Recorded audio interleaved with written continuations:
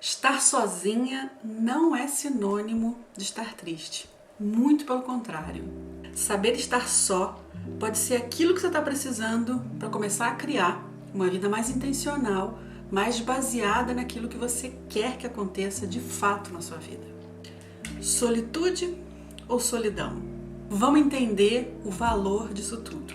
A gente vive, e você já deve ter ouvido essa frase, na sociedade mais conectada de todos os tempos.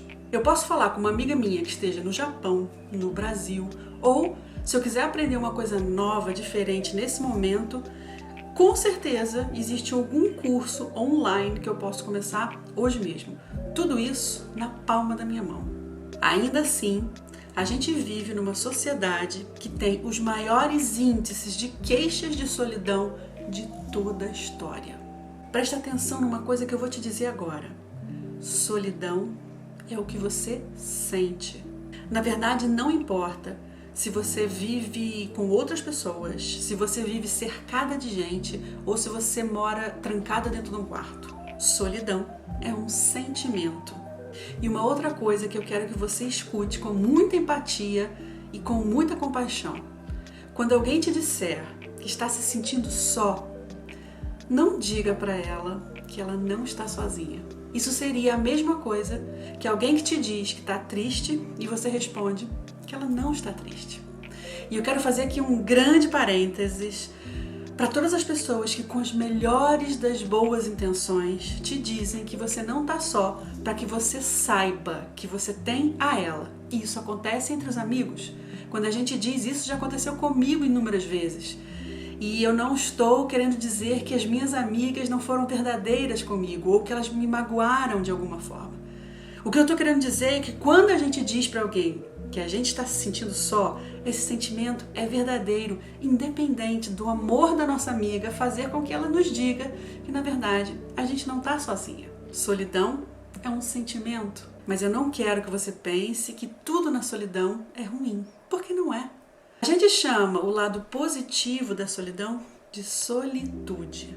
Nietzsche dizia uma frase que vai ser bem interessante para a gente ter aqui como ponto de partida para pensar sobre a solidão. E a frase diz o seguinte: o que cresce na solidão é o que cada um leva consigo, inclusive a sua besta interior. Então, eu queria te levar comigo numa reflexão sobre aquilo que você está nutrindo nos seus momentos de solidão. Porque a gente evita a solidão e algum isolamento que em alguns momentos é necessário, muitas vezes com medo dessa besta interior que o Nietzsche falava. O que eu vou ouvir quando eu cessar todo o ruído externo à minha volta? Com o que eu vou ter que lidar quando eu não estiver distraindo a minha mente e os meus sentidos? Mas, na verdade, se a gente passa uma vida fugindo desse lado sombrio, a gente nunca chega a conhecer o outro lado dessa história. O lado que é brilhante, intuitivo, criativo, onde mora a tua força para desenhar a vida que você quer, para ter capacidade de se planejar, de organizar a vida. Cuidado com o isolamento exagerado. Como dizia Balzac, a solidão é boa, mas você precisa de alguém para te dizer que a solidão é boa. Ou seja, a gente não foi feito, com raríssimas exceções, para viver em isolamento no mundo. Não sei se você já ouviu falar de um homem chamado Ramana Maharshi. Ramana Maharshi foi um sábio indiano que viveu praticamente a vida toda em isolamento e em silêncio. Aos 16 anos, ele teve um contato muito intenso com uma ideia de morte e entendeu que a vida dele, o legado que ele ia deixar para esse mundo seria viver em isolamento e entender aquilo que se pode aprender com o silêncio. Ramana Maharshi é uma das raríssimas exceções sobre as quais eu estava falando agora há pouco. Ele nasceu no final do século XIX e morreu lá pelos idos de 1970, acho eu.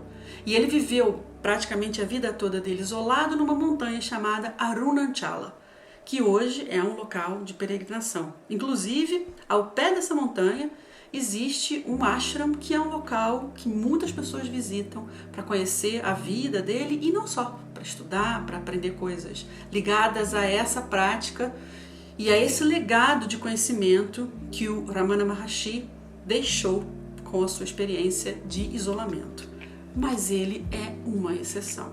Ele até ficou conhecido como o mestre do silêncio. Mas acredita, por mais atraente que possa ser a ideia de você viver isolada de tudo e de todos, numa casinha no meio do mato, essas ideias de isolamento, elas geralmente, elas são fruto de uma decepção nossa com as pessoas. E o isolamento só vai trazer um alívio temporário. A gente precisa de outras pessoas ao nosso redor, até para entender a importância do isolamento, de se retirar de vez em quando, a importância do silêncio, a importância da introspecção. Para entender a importância disso, a gente precisa de outras pessoas ao nosso redor. Isolamento prolongado pode levar a inúmeras doenças físicas e mentais. Pensa comigo, se a gente olhar para a evolução da nossa humanidade, a gente só conseguiu prosperar, a gente só conseguiu vingar por causa da nossa habilidade de viver em grupo, cooperando uns com os outros. Somos seres sociais por natureza. Você já deve ter ouvido essa frase. Aquela solitude, aquele lado positivo da solidão, o isolamento temporário, o isolamento que serve como autoconhecimento, este isolamento ele é essencial em todos os processos de transformação que a gente quer e que a gente precisa viver. A gente cria arte, ciência, filosofia e se recria nessa solitude, dentro desse espaço de introspecção. Então, o que eu quero que você perceba com esse vídeo é que existe um lugar de muita criatividade, de muita criação de vida intencional no autoconhecimento, no isolamento que leva a descobrir-se a si mesma, a transformar-se a si mesma. O isolamento que permite com que a gente cesse um pouco o ruído externo, aquele ruído que faz a gente estar constantemente distraída de nós mesmos. Esse ruído, quando é cessado, faz com que a gente entre em contato aquilo que a gente tem dentro, que é a matéria-prima para a gente se organizar, se planejar e criar a vida que a gente quer ter. Mas lembra, tão importante quanto a solitude é a vida em sociedade. E a ilusão que você precisa estar conectada para se sentir amada pode estar fazendo com que você nem viva a sua solitude, nem a sua vida em sociedade. Se você quer começar a encontrar sentido na solitude, para transformar e para criar a vida que você quer e merece, eu te convido a assistir esse vídeo aqui. Eu espero te encontrar no próximo vídeo. Até lá, cuide-se bem. Tchau!